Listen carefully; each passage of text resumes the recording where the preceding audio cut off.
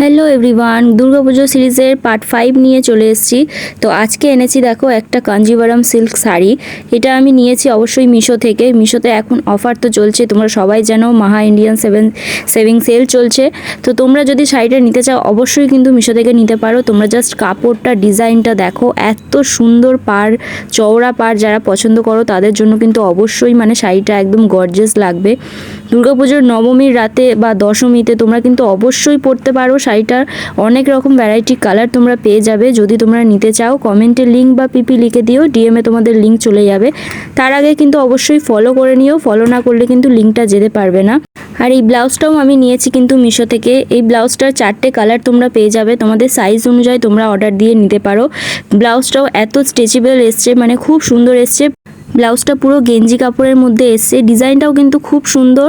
এর মধ্যে দেখো আমি পিঙ্ক কালার নিয়েছিলাম, রেড নিয়েছিলাম, আর এই ডিপ গ্রিন কালার আর পার্পেল কালারটা তো আমি শাড়ির সাথে ম্যাচিং করেই নিয়েছি। তোমরাও যদি নিতে চাও কমেন্টে লিঙ্ক বা পিপি লিখে দিও।